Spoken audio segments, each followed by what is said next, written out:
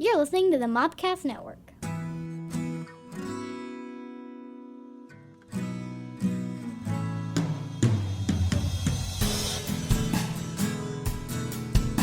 Welcome to My Star Wars Life, a look at news, reviews, and other happenings from a galaxy far, far away.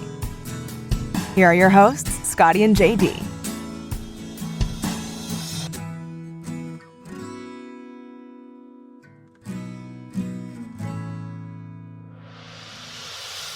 Welcome to My Star Wars Life. Okay, this is a special episode. As you guys are listening, we're 7 days from the release of Rise of Skywalker. So this is a whole episode is a spoiler alert. So if you've not seen Rise of Skywalker, do not listen to this episode. Yeah, no, that's fair. Oh, shoot. I haven't seen it yet. Okay, back up and edit and... Hi, welcome to My Star Wars Life. Well, I'm sorry because we have no other topic.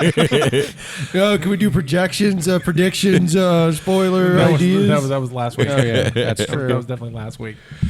We did talk about this about Mando Mondays for episode 3 of that, which has already been released, and we will talk about. If you've listened to both shows, you'll probably hear some of the same things over again. Sorry, that's how it works. But you just get extra Mandalorian stuff with that episode. Yeah. I'm your Native American pop culture spirit guide, Scotty, and I'm joined by, as always, my Jedi Master, JD. Howdy. And then we have Kohas here. Kohas. Which I'm trying to come up with a Star Wars name for you. I know. Listen, I had a couple of them. I was like, so this one's for the trolley people. He puts the man in Mandalorian. Take it. But then I was like, really what it would be is he puts the dough in Mandalorian. Yeah. I'm good with both of those, actually. Yeah. Well, I don't know. The man in Mandalorian makes me seem like I'm one of those Rey haters. Oh, sure, girls can't be Jedi's. Mom, I'm in the basement. By the way, I have an extreme hatred for the Phantom Menace, and I'm after them. You're after the Phantom Menace? I kind of Fandom. Oh, okay. I kind of want to call this episode Girls Can't Be Jedi's. I'm all for it. Troll them in, baby. You put this shit up on YouTube, you're going to just fish hook them guys in. We might incite a riot. Yeah. All right, so we have all seen Rise of Skywalker. You saw it the earliest out of all of us. Yes, so it's the oldest in my brain. Yeah, the oldest in the brain. I saw it the preview night of, so Thursday. But I did see it again today, so it's kind of fresh. You saw it? I saw it Friday. So, all right. And we were podcasting, and we all said, I wonder how JD's doing, because we looked at our phones and was like, right about now. Right about now. Funk Soul Brother is... No, but I've been talking about it nonstop though. So let's start with you. Okay. And so because we've both talked about it in the Mando Mondays. Okay. So I think it's only fair. You were the one with a new perspective on it. So potentially, hopefully, I don't know y'all. So so how was it? I loved it. I really 9 out of 10'd it. 9 out of 10'd it. Yeah. Because the things that I had wrong with it, I decided it didn't matter. I got another Star Wars movie. It made The Last Jedi better. This movie made The Last Jedi a better movie. Yeah, I'm going to disagree. That's fine. Circle gets a square. Sure. But Chekhov's gun, right? The concept. We talked about this in season 1. The whole Luke's X-Wing under the water, they never did anything with it. That was my biggest... I lost my mind when that happened. When they didn't do anything with him? No. When it appeared in the movie and Rey was flying it, I lost my mind. Enjoy. Okay. I was like, well, I don't know. I didn't know where you were going with that. But yeah, no. That tied up the problems I had with one of the problems I had with Last Jedi, of them showing it under the water and never doing anything with it, right? Okay, cool. I mean, it was a little longer than I was expecting to wait on that payoff. This is a very interesting perspective, and I don't mean to interrupt. You're fine. Based on how angry I am, like his perspective it's actually beautiful. Yeah. Please continue. I don't interrupt. No, I want to side note that just because it's so I knew going in that it was going to be a polarizing movie. I knew that there were going to be love and hate. Right. And I was just going to not listen to either of it before I saw it and go with the way I wanted, how I felt about it. And Yes. Was there fan service? Yes. Am I a fan? Yes. Thanks. Thanks for the fan service. Right? I mean, I appreciate it. I mean, like, there were a few issues I had, and one of them was an issue I've had with the entire sequel trilogy, and that's the way that Abrams I think I want to do this. I want to do pros and cons on it later. Okay. I mean, because I think that's fine. That's something we didn't do in the last show. We No, things that we really liked about things that we thought could work better. Can we talk about fan service for 2 seconds, or does that mess up your rhythm? No. Since you kind of teased over it. So my thing is, well, real quick, this episode's kind of free form anyway, so we're there's not like a format for this. oh, one, perfect. So. I know, but you have What's good. a format? You're the chairman. I think an open forum and an open discussion for You're Rise the of voice Skywalker. in all of our heads. And so I think it's fair just to leave it open. So yeah, it's just fine. 3 guys discussing a cool movie. So here's my thing about fan service, right? I don't know what happened in modern cinema that fan service became a bad word, and it's a very negative connotation. Like, people are always angry. Oh, it's too much fan service in it, right? The majority of Star Wars fans I know had a major issue with The Last Jedi. Why? Because there was no fan service. They took it all away. They literally took it all away. Yeah. You have Luke throwing away a lightsaber. You have an X-wing underwater. Everything that would be something we would enjoy. Our cameos are killed off. Akbar is treated like nothing. Right. That's the opposite of fan service. So when people bring up like not that you did, but I've heard other people say like, "Oh, Star Wars is just full of fan service." It's like it's the equivalent of the women can't be Jedi, girls can't be Jedi. That was a very distinctive other dissenting voice, though, because women can't be a Jedi was much more basement guy. That was like that was the mid-level. That guy. was that was. He has a 1-story house. No, he lives in the apartment, the garage apartment. Oh, at the basement house, right next door. Right?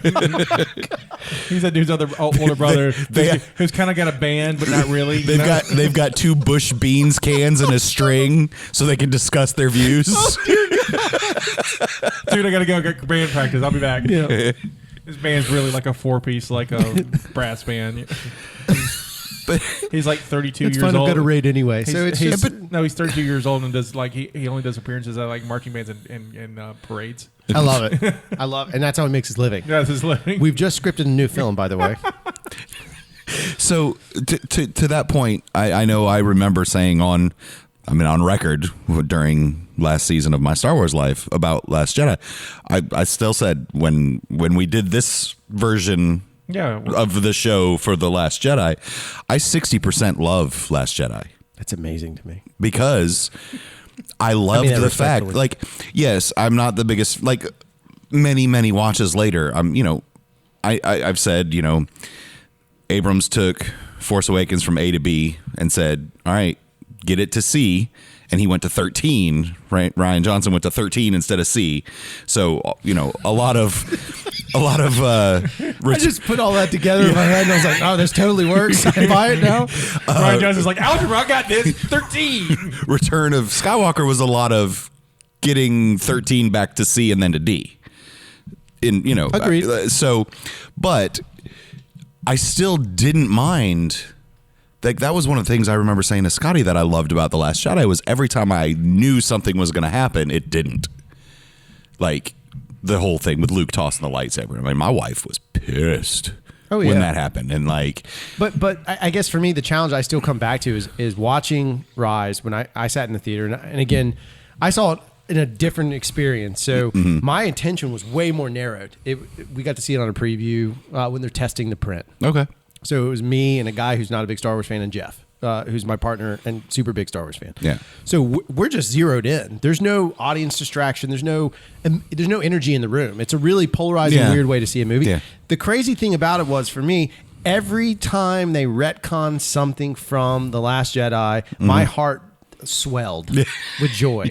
And it's not because I hate The Last Jedi, because I do. I call it the worst movie I've ever seen. And the reason I say that is because if you have... I don't know. I'm going to slow you roll there because we have seen Nemesis. Like Star Trek That's Nemesis? the worst movie ever made.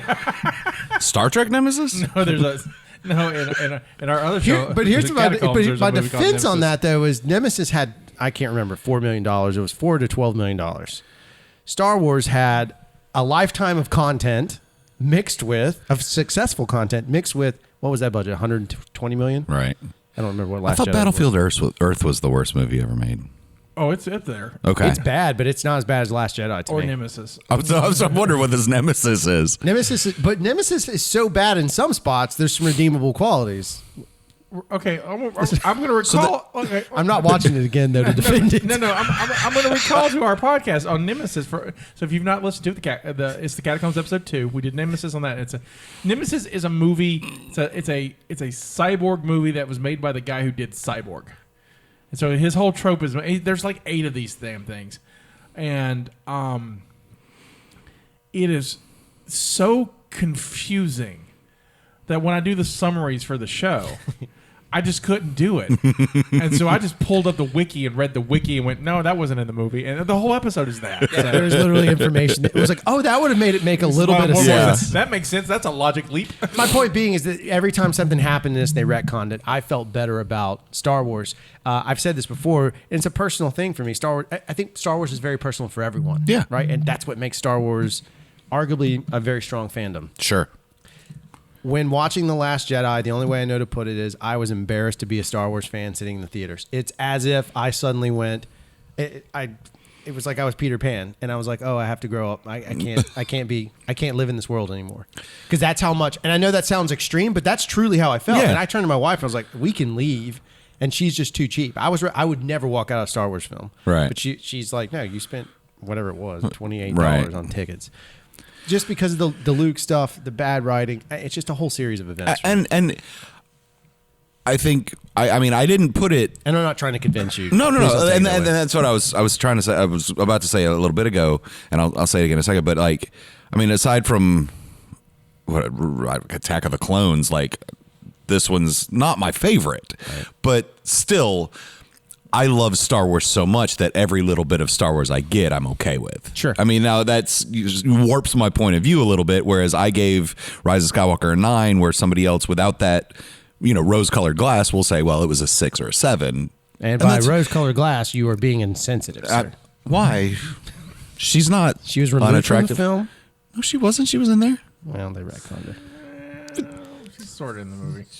She's in like 7 scenes. Yeah, he still kind of retconned her. I mean, it's weird. There's no love now. There's no love now. She's a weird character now. Because now he's got to go mac on Lando's girl.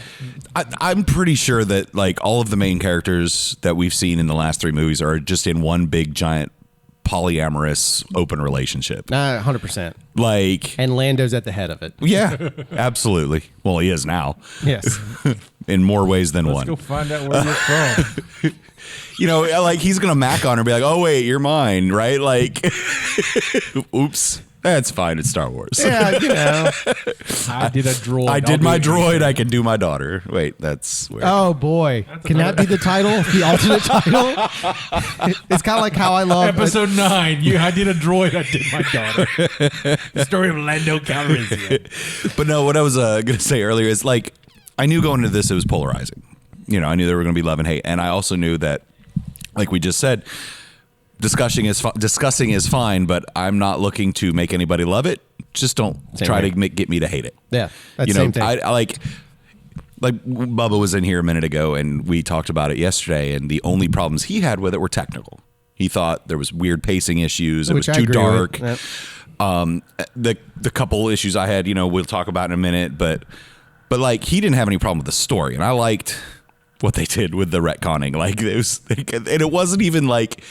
it wasn't even important parts of the movie, the retcon. It was literally throwaway lines. It was like, Admiral Holdo, can't we just pull a Holdo? And he's like, no, it's a 1 in a million shot, you dumb shit. Come on, let's go. I mean, literally, they just throw, like, hey, Rose, you want to go with us into space? No, I got to go do some errands for Princess Leia. I mean, literally, they were all but they meant the world to me. Because I had no issue with Rose at any point. I didn't either. But they meant the world to me because the ones that did fix some of my issues with The Last Jedi. And then there were some big ones. I mean, Luke at some point turns around and finally says, I was just being a dumbass. I mean, that's weird. I mean, I don't know how it feels the second time around, like viewing it again. Does it stand out more that it's more obvious that they're completely changing the character again? Yeah. Oh, yeah. But, or again, I'm not going to convince you, but here's my my lob at it, right? He has a character arc. He learns. Yeah. He learns something new. He's dead. I'm not going to argue with it. No, I'm just. Yeah. It's a perspective that I read actually today that I was like, okay, that makes it maybe more palatable. But the fact that he as a ghost turns around and hands her the lightsaber instead of. How about he catches it? Right. I mean, it's the opposite. Yeah. So it just. I told my wife. She went into it and she was like, "I'm going to go see it." She's like, "How was it?" And I was like, "It'll heal your heart," because she was brokenhearted, like you were from Last Jedi. I was hurt, man. From the second Luke tossed it over his shoulder, she was heartbroken through that whole movie, and she came out, "Oh my god, oh my god, oh my god, I loved it." I'm so it fixed it. I love how the episode we did on Mando does the same thing. We spent some time talking about Rise of Skywalker, but we always kind of get hung up on Last Jedi, and just. You talk about polarizing. Last Jedi is super polarizing. Yeah, it's. I think more so than this one will be. I agree. But I didn't have that feeling at all you guys had when he tosses the lightsaber, at all. Hmm. And I don't know. If it was Danny. Danny. Right, I was just like, huh. See, okay, where's this gonna go? Right. No, I thought they were pulling a Yoda. Like when he shows up and he's all like mischievous and is like, "Oh, I'm just gonna go eat. Wow, how can you eat this food?" And I'm gonna so as you get old as a Jedi, right. Dementia goes bad shit. Right. I just figured like, Minox shit, crazy. This is what because Luke's obviously in my as I'm watching it, I was like, Luke's just doing what he's learned. This is how Yoda taught him. So he's like, Rey shows up. The lightsaber doesn't make sense, doesn't it? And which is true because there's an episode. How far are you in Rebels again? I still haven't watched season 4, right. but go ahead. There is an episode in season 4 where Kanan keeps Ezra's lightsaber because he has to remind him that he needs to solve his problems without it. And it's like, wow, this would have been a great way to start a whole lesson. But you know what? It's Rian Johnson. Fuck that. He didn't know that. He's like, I honestly think Rian Johnson went in to be destructive. That's where I was, and I still believe that because right now he's on, which is weird for a director to do, is on a defense PR run on this. He's doing a lot of tweets, and a lot of articles, and he's talking about this movie when most people will just shut up about it. Most people will be like, it's a higher job. You didn't. Well, you never heard Richard Marquand come back and talk about Ewoks. Two things: he died, and B, there was no Twitter. But there was one of those is more important than the other. Right? But what about Irvin? But it's weird to me that and I haven't read it at all. I was going to bring it up and I may bring it up in the next episode. But it's weird to me that he is having to, and JJ too. JJ was doing a lot of. JJ's pre-defending too, though. No, he's not He's not only pre-defending. He's also defending Last Jedi. I'm not Last Jedi, but Force Awakens. Yeah. And so. It's really weird that they feel like they're on the defensive. And so most directors go, fine, you don't like it, whatever. I'm not, go see Knives Out. I think it's back to my other point that we talked about a little bit, and I want to make it about this. So if you want to hear the real technical, crazy conspiracy theory that I have, go listen to Mando 9. But I think a lot of it is the amount of time and energy Disney has invested into the Star Wars trilogy, this new trilogy, and the error that was made at the very beginning that there's not a universal story all the way through. They let 3 different people, essentially. Right. And that's where my conspiracy theory is. But they let 3 different people literally write the scripts, not just make a director's treatment. They wrote the entire story from beginning to end and shifted. They did whatever they wanted. It was hands off. They treated Star Wars like a James Bond. That's how I see it. They treated Star Wars like James Bond, where James Bond's the same characters. We know them. We love them. But there's no continuity between Bonds. Not anymore. They just, same adventures. So, I think there was a time that worked because the first trilogy is kind of... It's 100% that way. 100% that way. Listening to that podcast. Right. And so George Lucas had an idea what he wanted to do. Had an idea. And it's up to you to believe what the lore is on how well thought out these movies were. I tend to believe that he got lucky with making Star Wars, didn't expect to make any other movies after that. I agree. I think he got really lucky with that, which... Who know? He came in to movie this movie that no one, while filming it, saw any faith in it. Right. Go watch Empire Dreams, and you watch how the crew were like, "We're making some kind of fantasy movie," and it's like kids will like it, but it is not making $1. Fox didn't believe in it. They just threw it in May. Maybe we'll make some money. I mean, literally, it wasn't. And then it becomes this hit, and then Lucas put so much into him making this thing, and then the fame stuff hits him on the south end of this, and everyone wants more, and everyone wants a piece of him, and everyone wants this, and he just has a nervous breakdown.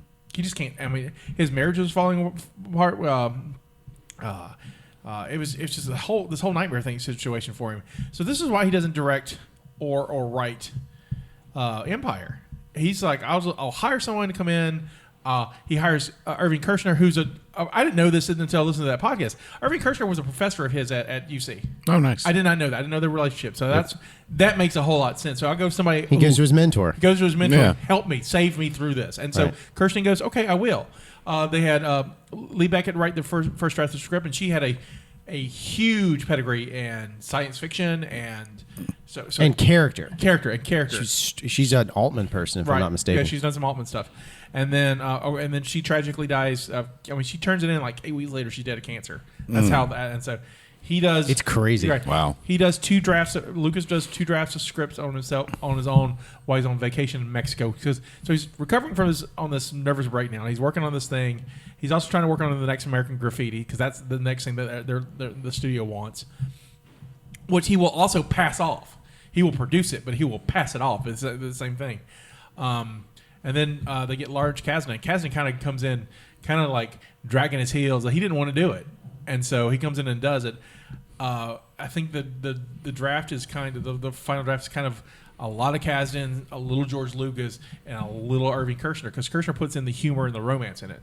Because that's Kasdan's first draft of that. I've read it. It's a straightforward story, and Kershner was like, "Where are we going to laugh?" And there's no chemistry. He's a classic director, though. He's like, "Where's the chemistry?" And so, that's why Empire Strikes Back works, though. It's funny. It's way funnier than Star Wars, and there's romance. Yeah, and it's not like the Joseph Campbell fantasy kind of romance. True. You're right. It's like it works romance. So that being said, and Jedi's the same way. Jedi's just as a mess because again, Lucas passes it on directing, and Kershner was supposed to direct that, and that didn't work out either. That would have been fascinating. And so would it was the guy who directed Dune and De Laurentiis? No. Dune is what's his name? He took his name off of it? Yeah, it's good grief. Why can't I say David Lynch? Lynch was supposed to direct Jedi. Yeah, and so that's why he directs Dune. He's supposed to direct Jedi. That didn't work out. I'm glad that didn't happen. David Lynch's Dune. I mean, David Lynch's Jedi would have been. He did pre-pro on it. I'd love to see the pre-pro on it. I know, but we got the guy that made Looper, which is a good movie, right? His version of Jedi, and we're like, oh. Not saying it would be good. I'm just saying I want to see it. That's all I'm saying. No. I'm all into it now. Now that we're safe, I'm good. Yeah. Right. There's a safe word. Right. But pre-safe word, I'm out. So that being said, there's a precedence for this being a mess. It just happened to work out the first time. The problem is now viewership is different. Studios have taught us to watch movies in a whole different way. This is the biggest challenge that we face. Right. And so you have a model that works, Marvel. Mm-hmm. Marvel gives you here. This is what works for us. We especially in this kind of fantasy, sci-fi, whatever you need. This kind of the more fantastical we can balance it, and they do. I think Kathleen Kennedy and I'm not 100% sure it's her, but she's the captain. She's the captain of the ship, so I'm blaming this on her, and I'm saying the blame correctly. I think she looked at the old model and said, let's stick with what George did and not do what the prequels did, because everyone hates the prequels. And with the prequels, George was in charge of everything. He wrote the scripts and he directed. Right. Which probably wasn't the best idea. Right. He needed a no man. No, you need that, but as a director, I can tell you need separation. Right. Yeah. Right. If there's no separation, if I cut, so I directed and then edited my own film. Right. It's crap because I know what everything is. I know what this is supposed to mean. I learned that lesson. I hired an editor, and my films got tremendously better. They just turned better. Okay. Right. Same thing. Like Lucas has, especially in Star Wars, Lucas has this deep mythology. Yeah. That's all he's doing is telling mythology. Right. Mm-hmm. You've got to have someone be, as you point. Yeah. I mean, you're spot on. You've got to have somebody to do it. Right. I don't necessarily think that the concept, for example, of switching directors is great. But I do believe that Lucas still had a general idea of what he was going to do. Certainly after Star Wars hits, because that's the fluke. I think from Empire into once they saw they had the money, because it was going to be he wrote 2 scripts. Right. He had Lee write Splinter in the Mind's Eye, which is the low budget version of Star Wars. It was like 4 characters, something really minimal. No Han Solo. It wasn't Lee Brackett. It was that was a book. The guy who wrote the book wrote that. Oh, but there's a script first. No, it was a book first. Oh, okay. I'm sorry, but the book was supposed to play as a script if it didn't work. Right, exactly. So, Really? Yeah, I it was didn't a know that. low-budget Star Wars. Splinter of the Mind and I was going to be the low-budget Empire, right? And so you have these two different versions, or whatever the case is. Point being is he had a through line. Yeah. That's what's been missing in this new trilogy. And one of the things that I brought up to Scotty, and this is just my small little brain working, I missed space battles.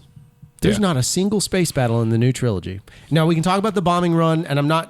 Right, but that wasn't really a space battle. I mean, There weren't dogfights. There were no good dogfights. extended dogfights. There was a little bit at the end of Skywalker. But that's, I would argue that's atmosphere still. And I know that sounds Yeah, weird, but- but there's something about the vastness of space Yeah. to me that I just love. All that. right, so just Sorry, I didn't mean I that. want to No, clear this up for everybody. So Alan D. Foster wrote this Splinter of the Mind's Eye, and the reason why Lucas liked his writing, and he hired him to do the adaptation for Star Wars. And part of the deal was to write the official Star Wars sequel, which was Splinters of the Mind's Eye, and it was cut down to 4 characters because they saved everything they had, so the movie wouldn't cost much, and they cut it down to Luke, Leia, Vader, a couple other characters, because Harrison Ford didn't want to do the next one, so they were they were writing he out. wanted to die back in Star Wars, right? Right. I mean, it's like, For somebody that doesn't want to do all these movies, he certainly keeps popping back up, doesn't Yeah, he? but testament to his acting skill. Yeah. I mean, who doesn't love Han Solo? Right. No, I know. But, like, I think that was the best kept secret of Rise of Skywalker. I had no idea. I read all the had spoilers. no and idea. That was in none of the spoilers. I had no idea he was Nor gonna be in was there. Ray 5 is what I now call her. Red 5, Ray 5. Oh, yeah. Ray 5 was not in So- any of the spoilers either. So, all right.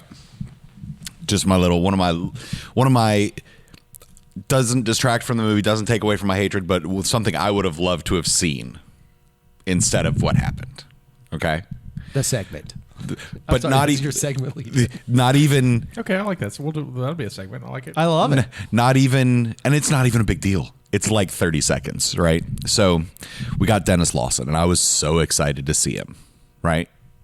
I don't know. Actually, Okay, I mean, huh? Wedge. that's Wedge. Wedge. Thank you. I don't Yeah. know Wedge's real name. So I apologize. Falcon pops up. We see Wedge in I think he was in the belly gunner shit. He's in the belly gun. belly gun. And I was sitting next to Ross. I was like, Nice flaying. yeah. And so do you keep up with the comics at all? No. Okay. So there's a few panels that I read of, I can't remember. I think it was Poe has gone to try to recruit after The Last Jedi, and he comes across Wedge, who's retired farmer, I Oh, think. no way. I got to go get that. And he's like, we need your help. He's like, no, get the heroes to do it. Get Luke, get Han, get whoever you can. And Poe's like, they're dead. Not that blatant, not that. Right. But, and he Wedge, just hands him a Wedge picture is of just, Ryan Johnson. It's like, this guy. and rightfully so, Wedge is devastated. He just throws it over his Just shoulder. throws it over his shoulder. Well, we can't blame Ryan Johnson for Leia. That's hard living, Carrie Fisher. That's hard living. Yeah, no, That's true. but That's true. But Leia wasn't obviously canon dead at this time. Right. So he, Poe's just like so. But I also know from talking with Scotty that Mr. Lawson isn't the biggest fan. Doesn't really want to do it again. Doesn't want to come back. Doesn't like cons. Doesn't. I know he's done one recently, but No, here's what's funny about that. So I met him, and he was lovely. I met him at Star Wars Celebration Orlando, and he had done some European cons. He hadn't done, and not very many. And he did the first con ever in the U.S., which was Celebration. Funny enough, he'll be at Pensacon this year. I know. Really, I can't really? wait. Yeah, Dennis Lawson's going to be at Pensacon. It's fantastic. so See, I think he's just using him as travel excuses. Go ahead, please.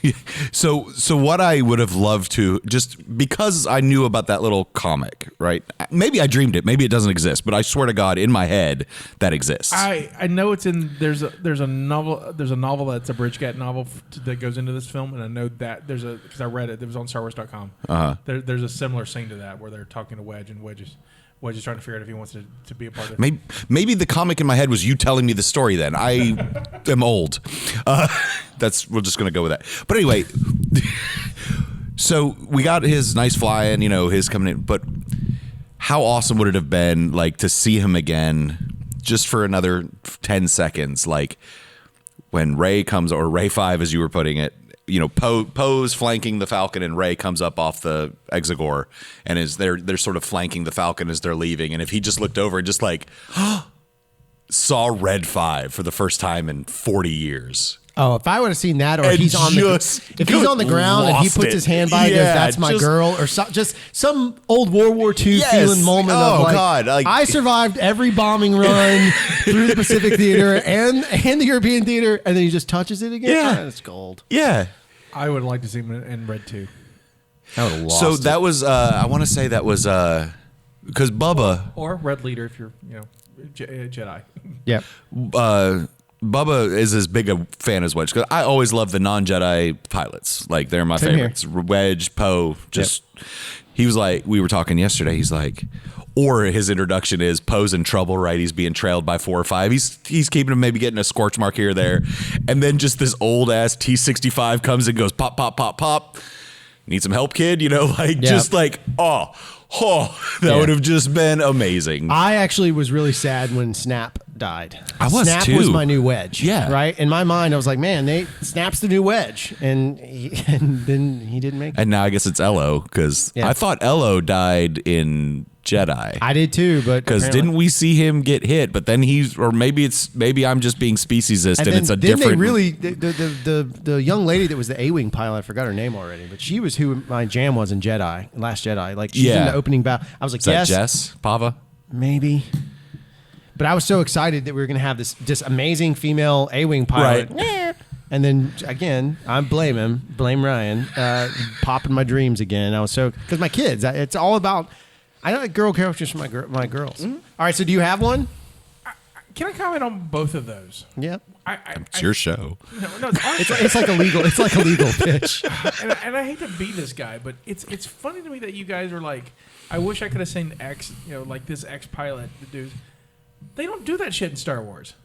Yeah, you're right. They don't do that shit. You talked about Akbar like he's something. Akbar ain't shit. He's not. We didn't get Akbar until Jedi. I know. Akbar just says it's a trap, and that's everyone loves that, and it's a meme and all that stuff. But at the end of the day, Akbar's not nothing. He was an admiral. Whatever. That's something. Whatever. He's a fish Boba Fett. And seriously, Boba Fett just looks cool. But Boba Fett gave us the Mandalorian. Akbar gave us Akbar Jr. Now he gave us what is the money called? The what? What's the money called? the Flan. Calamari flan. Which I got at a Mexican restaurant recently. But it's. You guys are talking more expanded universe than anything, and I think that's fascinating to me. I'm just stick to the movies. They don't do this stuff. They don't do it at all. Yeah, we get the Wedge stories, and there's whole novels with the Rogue series, and comics and whatever. Well, they're gone now, right? Right. Yeah. Well, no, they're legends. The legends of the Rogue. Right. It doesn't matter if it's canon or not. It's a legend. That's how they treat it. Right. And so some of the things may have happened. If they need to put that in continuity, they will. But I just find that fascinating. You guys, it's just like I want the little, but they never it's do that because in the movies. But I will disagree. Where? Wedge is the only one to survive in a fighter all 3 movies. So Wedge's whole entire contribution to the Star Wars trilogy. Let's say the original trilogy, right? Cannot be more than 3 minutes. And that's why I wanted a 5-second look. Like I wasn't asking for 5 minutes. I think for me, it's more the fact that those are those little pieces are often, to me, cemented in the world that I love. Right. So Wedge represents the world to me. Right, he represents a piece of the world. The world I see on screen, I know I have to deal with. It is what it is. But Wedge gets to be something that is in my brain. It's the Hitchcock effect. It is everything I want it to be inside of my head. Boba Fett is the same thing. That's why I was so tremendous. Akbar was that for me because I actually like military strategy. So for me, you get very little of it. He's the only one that seemed to ever really have any sort of strategy. He has a maneuver. Even with it's a trap. No, Lando is. Akbar wants to run. Lando's the one who go. I just watched it again recently. Jedi. He goes, let's go fight the Star Destroyers because we'll last better than the Death Star. And Akbar's like, okay. Well, I get it. I'm just saying, like, you have a military leader that's not Leia, and then the other generals, most of the other Daldana and everybody else, they don't do anything. No, they don't. Riken doesn't do it. Riken just tells Han that I'm going to miss you, buddy. A death mark's not even, whatever. And then he goes off to Full Metal Jacket to talk about, where you're going to win the war. And then poor Riken. Daldana doesn't do anything except calls Leia Leah. And I mean, Leia to my friends, Leia to everyone else. And I'm sorry to be adversarial about this. I thought he was making up some new gender If orientation. you've listened to this podcast, when I get excited, I make new words. Hold on, I will pause. You've not seen the movie yet. I know all the spoilers. I had to read them. Well, some of them, the ones that I read, because I read them all before, because I don't care. I just don't want to. We're discussing on the podcast. I just didn't want to bring it up. I didn't want to spoil you. Okay. First of all, look what I printed on my 3D printer today. I haven't cleaned it yet, but Oh, Nice. it's a Baby Yoda, Yoda. folks. He paused it. Yeah, not at Paul. I will cut it. Oh, okay. anyway. You were like, it's a 3D. It's a Baby Yoda. Well, Like, it's radio. nobody's listening. I'm trying to make good radio here. But nobody's listening. Trying to get back to my point. I hate to be. I don't want to be adversarial about this, but the things that you wanted to see are stuff that will never show us. And No. and it's weird to me. It's just, Well, But that's the point of the things you want to see. It That's should be the the supposition. fantasy. That's the whole idea. It should be the fantasy Yeah. thing. Like I would like I might be one of yours because we've talked about it. I would like Kylo to live. I'm trying not to ruin anything for her. Oh, I didn't know. No, see, I would. Yeah, I think it's a bigger No. trade out. I think it's a bigger I think it's character better. arc. Yeah. If you were doing more of the Skywalker They are. saga, maybe. They're not They going to are. do more of the Skywalker saga. So here, They're going to do more movies, but and again, you can like what you like, and Yeah, but dream what you I wanna think dream. I think he to had me, to. to me, you were like, like Wedge, and then Akbar. I'm like, really? Well, so okay. Here's why I think I love Wedge so much, and I always have. Obviously, growing up, I wanted to be able to use a lightsaber. I wanted the Force, but I obviously don't have it. So he was achievable, right? Because That's Wedge where- doesn't that's have where- the Force. So that's why, he's why I wanted to be a fighter pilot. Him and Maverick, which, yeah, I'm going to go watch the other one of that this summer. But I always wanted to fly, right? And then they're like, oh, you're colorblind. I'm like, oh, That's true. right. So no flying for me. I always And wanted to be I'm not Lando. small I'm a enough. terrible gambler, but I always want to be. I'm terrible with women, but I always want to be Lando, See, everybody's got something. right? I just wanted to be. Being 3PS. able to talk your way into anything's pants is achievable. The Force isn't. You know what? You know, this whole show has gone in the most awkward ways. All right, so let's moving on. I would like to let's discuss. Let's also positive things that we liked about the movie. Let's do those. Let's do two or three things. You want to limit them so we Let's just do don't three kill. things. Yeah. Three things that we really loved about Rise of Skywalker. I've got my favorite. It's a big impact on me. If Go ahead, I'll you jump may out. start. Yeah. For me, the ending of that film is my favorite Star Wars ending in history. It's one of my favorite endings of a sequence of narratives. It's got to be more than one movie. I've got other movies that end. I love the ending of Rise of Skywalker. I love the idea that there are two lightsabers. I love that she was trained as a Jedi. I love all that history, but I just love the fact that it starts. It finishes where it starts, and we just go back. Leia has no home. It's Right. gone. I just like that simplicity. I like the fact, having read the spoiler and read that these knuckle turd fandom menace idiots had been going crazy, like, oh, she's going to take the name of Rey Skywalker back there. And she, That's the one in the duplex. yeah, that's the duplex guy. Jedis can't be girls is the other guy. He's this one. But the fact that they were really upset, it just blew me away that the way that was handled. Having read that spoiler, I was like, Yeah. that's going to be kind of weird. Nope, handled like a champ. You know what? All I could think of in that scene. I mean, it was beautiful. But all I could think of, before they got to the point of the scene, right, when they're doing the panning shots of the abode and everything, I was like, that's gonna be murder to clean. Yeah. Like, all that sand is built up for 30 years, just And it gets everywhere. Right. But she's used to it. I mean, that's what I was thinking too, though, because she's from Jakku.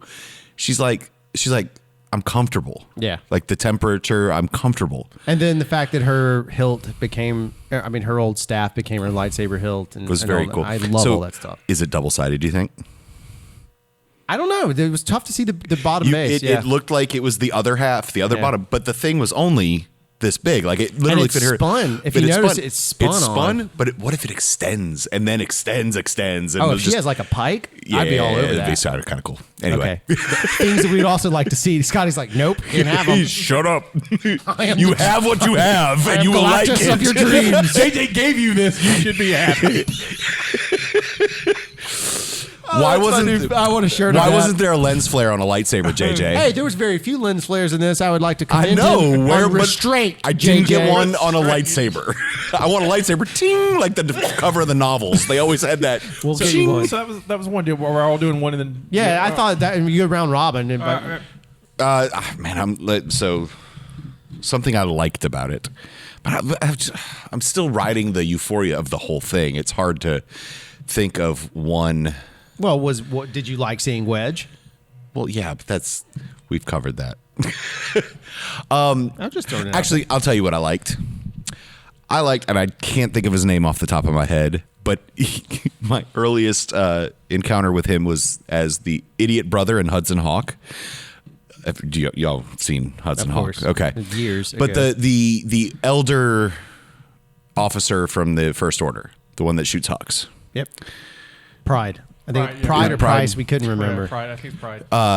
The fact that you in the old war. Oh, great yeah, line. One of the like, best lines. Yeah. he was the most competent, best officer I've seen in a movie in a while. He was a very good bad guy. He was very good. was a I mean, very he good wasn't bad an guy. idiot. No, right? he was the Like, right kind of bad guy. He was like, oh, they shot you in the leg, did they? Pow, Well, right? see, Like, I felt like he was a Tarkin. He felt like he could Tarkin have to me. very well become. in what we know of Tarkin, Right. including Rebels. Yeah, he could have. Like, I liked him. I liked seeing him as a competent First Order bad guy. I'm with you. I absolutely love how they treated C-3PO. 100% agree. I love having 3PO back to what I would call Empire level 3PO, where he's funny and kind of annoying, but just Anthony Daniels' performance in that was stunning. No, Just it's great it's- because I feel like they've shat on him the rest of the time. They have and especially in the sequel trilogy and in the prequel trilogy, they didn't really do a lot with him either. I mean, some things, but not. I mean, they put the humor back into it. I love like the scene where he doesn't know. He's back on the base and he's talking to R2. He's like, I would remember if I had a breast friend. Yeah. You want to do what to my brain? And the next scene they've done that to him, and it's. I watched it again and still I knew it was coming and still laughed. It's gold. It's a like- gold moment. It's Han running down the hallway for me. Exactly. It's so funny. It's like, move your ass. It's like, how dare you? We just met. Yeah. This is my oldest friend. Yeah. Oh, Babu Fink. My oldest. And I love Babu Fink. I love. So yeah, that was going to be one of mine. Oh, but God I damn. think collectively, Yeah. who doesn't love Babu Fink? Right. It's like, and it's because I think it's because we're riding this Baby Yoda wave. Baby Yoda's amazing. And I Yeah. love Baby Yoda or Kevin. But It's sticking, by the way. but on this show, I make sure it sticks on this show. The other shows we're like, nope, Babu No, Fink. because now I told my buddy his name is Kevin. And I get texts. He's like, Kevin wanted me to tell you to stop eating chips or something stupid. But I saw him in the trailer, and he comes with a 3PO action figure, the 6-inch one. Oh, I'm buying It that. comes with a little Babu Fink. But and then I saw it on the big screen, and he's little bitty body, but these gigantic hands. Oh, it's great. I was like, oh, what? And he's like, all black. And I'll remember he all black. He's great. I mean, Yeah. again, Babu Fink. Salacious C. Crumb you meet him in Jedi too. Yeah. Yeah. I think And then he gets eaten in The Mandalorian, or at least his brethren. yeah, his family does. Yes. and I think maybe in Clone Wars, but I definitely know in Resistance. Quacklian monkey lizard. Yeah. They come in. Do you know they come in sizes? No. There's some that are like super giant, like more taller than men's size. Huh. Yeah. There's Poe and what's his face Kaz have to fight one on a dark ship in season 1 of Resistance. Okay. Season 1 where you'll like season. Yeah. It's mostly there's lots of Poe in that. He's a lot of Poe. I just, these last couple weeks with holidays ramp up, I gotcha. I haven't had time to just No, I get it. watch I got you, anything. but because Yeah. it is Oscar Isaac's doing the voice. It's just Sweet. Another one for me would be Han's return, but more specifically the fact that the same dialogue was used from Force Awakens. Yeah. That the entire scene plays out because it's a memory, Right, right? it plays like a and memory. then your insight changed that, makes it even more brilliant, right? you missed it. So actually, You might not have noticed it. I didn't notice it. Did you? No, I don't. What's your insight? well, Kevin's insight, and I just kind of verified it when I saw it the second time. So, first time watching it, there's just so much going on. Y'all, there's always stuff you miss. Yeah. I missed her holding Han's medal when she's dying. Oh, okay. So she's lying in bed. She's got the metal in her Yeah. hand, and that's what she's channeling to because she knows that's going to reach Ben. I had seen that, and when I actually did see it when she's on the bed, but it didn't click what it was until it was given to Chewie. Right. See, I didn't pick up on it. I just saw and so to me, point is in that scene of dialogue now, which I love.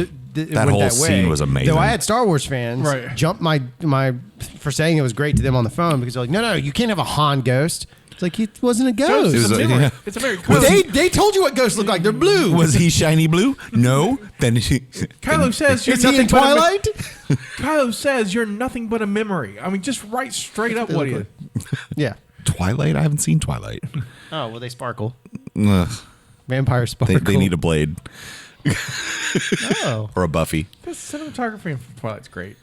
At least the first two. It's got Anna Kendrick, so I might watch it eventually.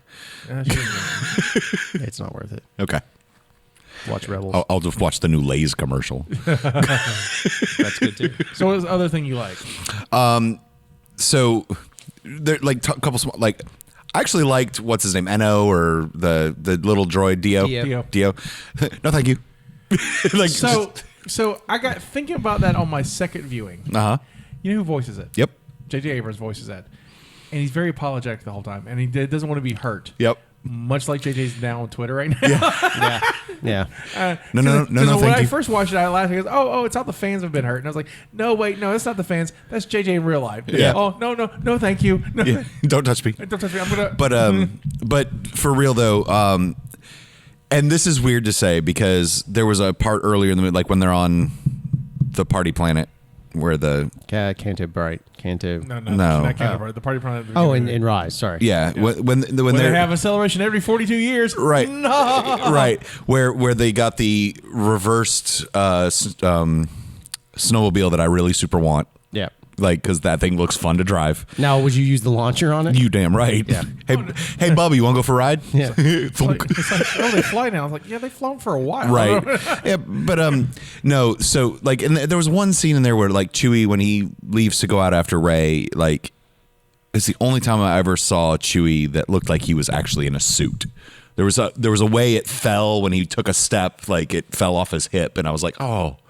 But that being said, No, I totally agree with you. When we saw Chewie without his gear, it looked so much like a suit. Yeah. Yeah. It looked like he was like, I'm going to the football game to be a mascot. But that being said, when Chewie and they all get back to whatever planet they're staging from, and Lewis, after Poor man's Yavin 4. Yavin, it was Endor 4. It was a combination of Yavin and Endor. Because I need the same footage for Carrie Fisher, so they're like, we need Right.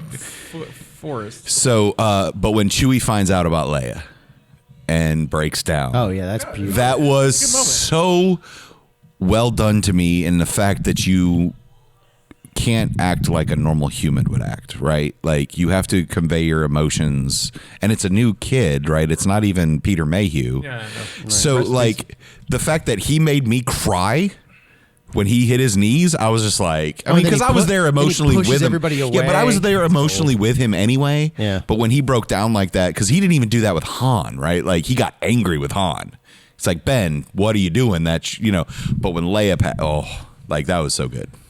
Star Wars and Star Trek both. It's weird about the science fiction films or franchises treat death in a weird way.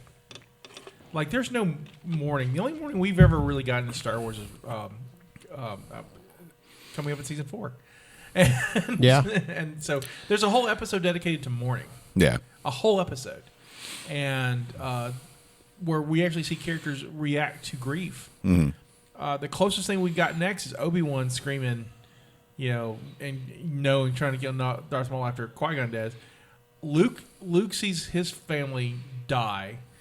And then he goes with some creepy old dude. guy. It's like, But he was sad there for a minute. I'm not saying he But it was just a minute. But I think he was actually sadder when Ben died. Yeah. Then poor Leia's like, my whole planet's dead. One old dude versus everyone I know. All right. But yeah. And she's witty. yeah, So it's funny where. And the only reason why I mention Star Trek is the same thing happens in Star Trek all the time. You watch any of the episodes or anything, someone dies, it's like it's a blip kind of thing. And Roddenberry had always said that it was because he thought in the future we would have accepted death as part of life anyway. And so it's just a kind of thing. And I get it with the religious order like the Jedi because, it's the whole circle of life stuff, but not everyone follows that religion. So it's really interesting to me. So what if, and this is just literally 30 seconds of thought, so it's probably wrong. Caveat. Right. So it says in the original scroll, we're in the midst of a galactic civil war. Like, they don't even call it a rebellion. It's like they call it the Galactic Civil War, right? Right. So I've never served in the military, but I know that in the middle of a war, I know they don't have time to grieve if brethren are fallen, right? So, but they'll wait till it's over. They'll just bury it, which is unhealthy, right, in the long run. But it's what you got to do to survive. So that's how I've always just sort of seen it: is they're in the middle of war, man. And then so like after Return of the Jedi, now they have however long they need to grieve and come to terms with everything they've lost. Yeah. Well, that's just that's the way I'm able to just see it. So basically, the whole galaxy's just got PTSD. Yeah. Would you not? No. After how many years of the Emperor doing? Oh, I know you were all about the Emperor, but what? Oh no! That was I'm Stephanie sitting there last time. I'm not a Sith guy. I'm not a darkness guy. I'm actually the other way. Okay, good. Yeah. Well, Stephanie was right there on our last one, and I was like, so in my I just had a flashback to last week. Like, oh wait, no, sorry, it wasn't you. I really like Kylo's redemption. Yes, I really agree. I love Kylo so much in this movie. Like Kylo, the way they wrote Kylo out of the nosedive of the last two films. And I super wide in the first one, and I was kind of Team Kylo on Last Jedi. My favorite parts of Last Jedi are Kylo Ray stuff. Yeah, because it's that's the only parts I enjoy. Because the only thing that makes sense to me. The rest of it doesn't make sense. It's just all weird, and it's just like here's a side story in a casino planet, which is okay. Yeah, that was here's fuel. That was my 40%. Basically, let's do a slow speed chase in space because reason. None of this stuff makes reason. So I love Kylo's redemption. I like every bit of it except the end of it. I don't understand why he has to die. Because Vader died. Vader, like Star Wars doesn't believe in redemption. Only redemption you get is out of death. There's no. That's it. There's just like you have to die to be redeemed. It's like wait a minute, why? Because there's.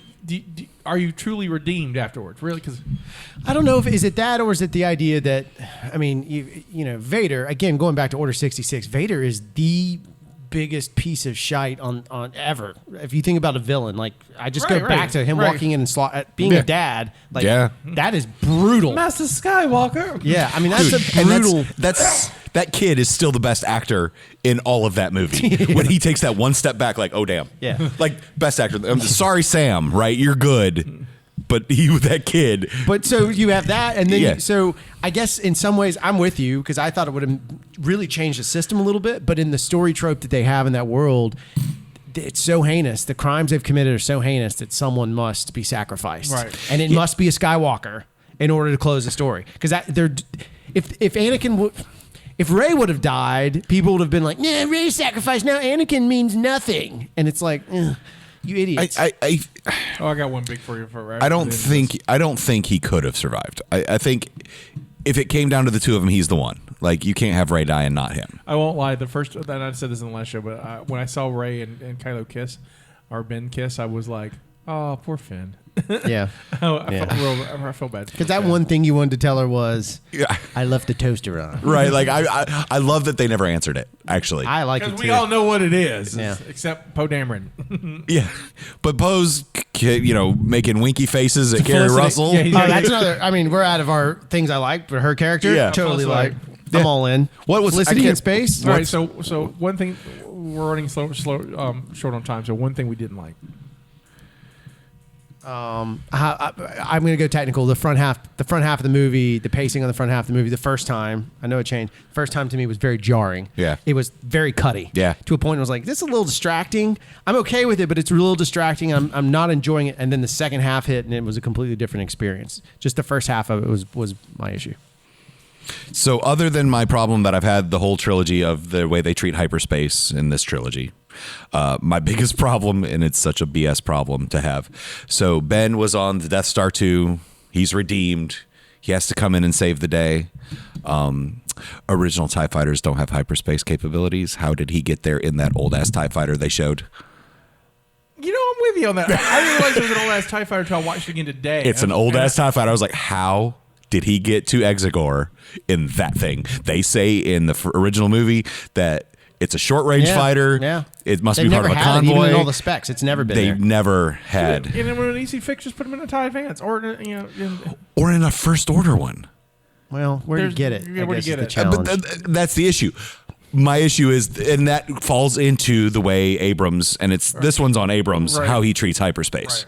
It's Yeah, it's baloney. Like it's the it's same just a way, like throwaway. Yeah. in when you see the It's time and Star lost. Killer, when you see Time's Killer Base shooting, and they see it from their planet, right through the atmosphere, and then in the end of Rise of Skywalker, they see the command ship falling from the base. But physics, How? But physics in Star Wars doesn't work the same way physics in our world.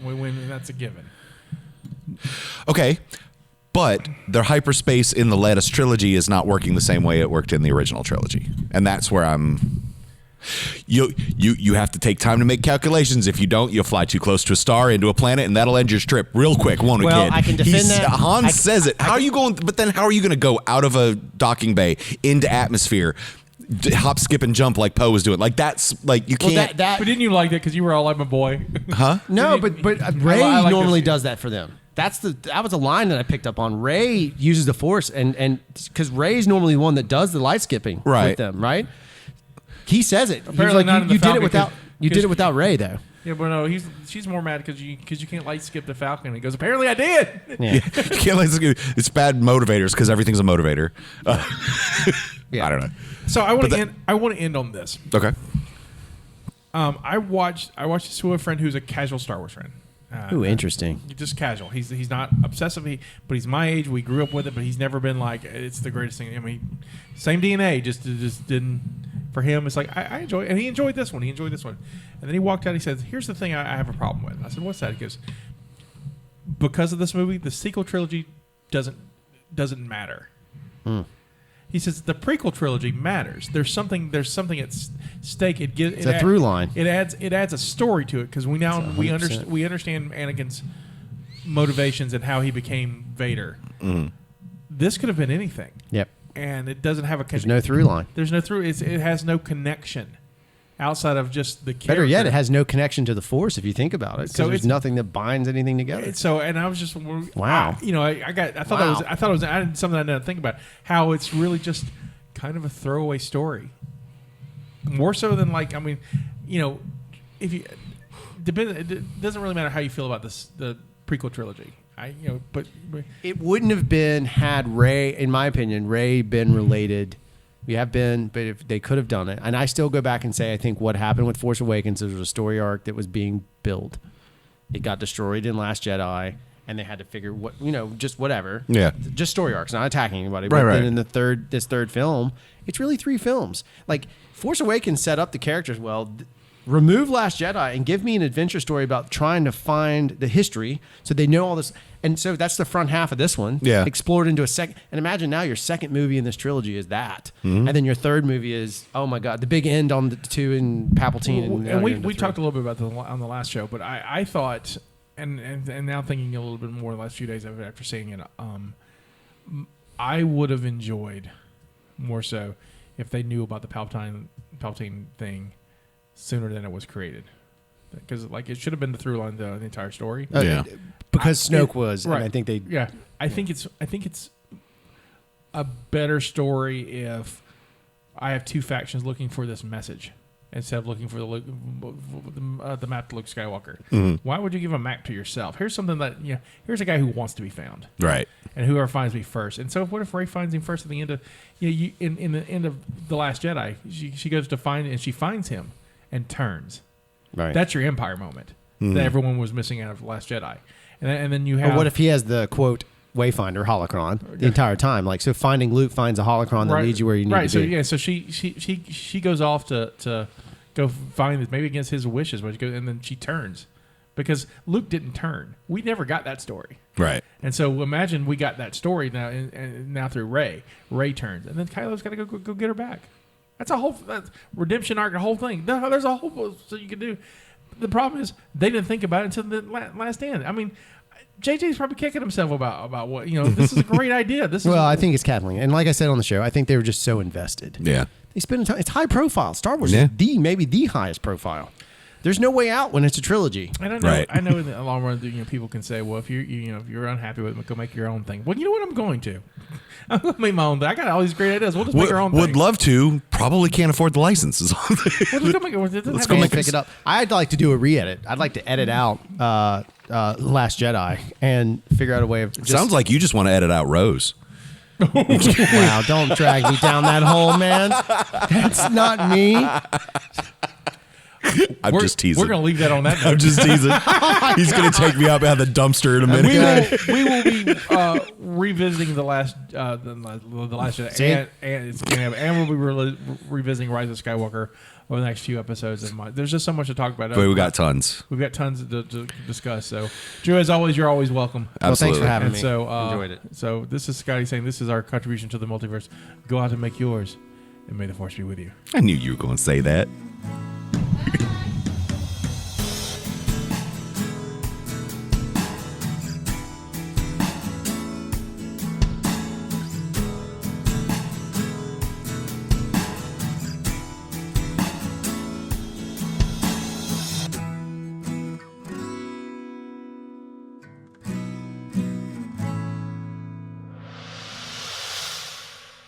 Thank you for listening to the Mobcast Network.